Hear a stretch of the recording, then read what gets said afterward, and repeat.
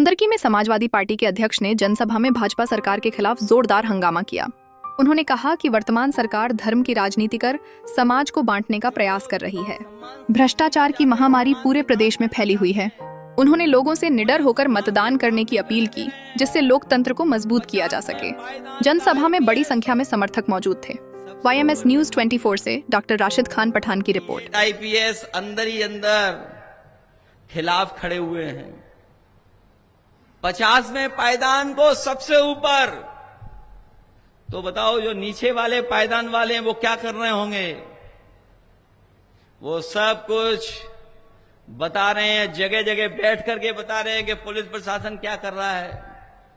सोचिए सरकार कैसी है। और जब अपनी बदनामी हो जाती है, बदनामी इनकी, तो बताओ एक इनकाउंटर कर करके दूसरा इनकाउंटर से बैलेंस करते हैं। मुझे याद है सुल्तानपुर में एक को मार दिया, उन्होंने गोली से मार दिया।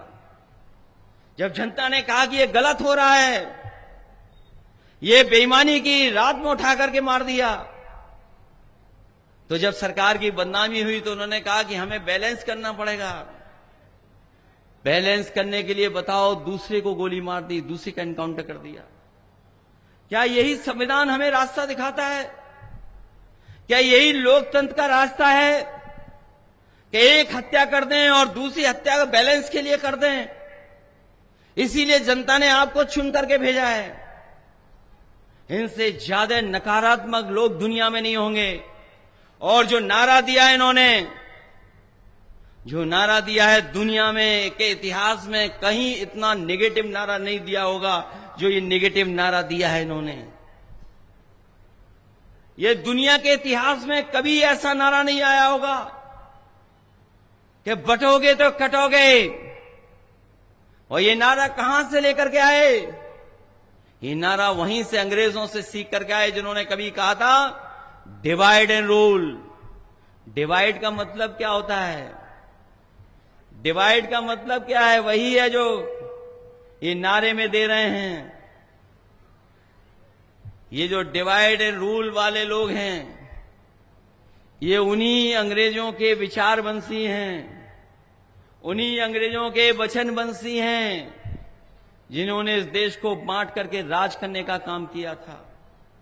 इसलिए हम कहना चाहते हैं, ये भारतीय जनता पार्टी के लोग डर के व्यापारी हैं और भय का कारोबार कर रहे हैं, भय का कारोबार कर रहे हैं।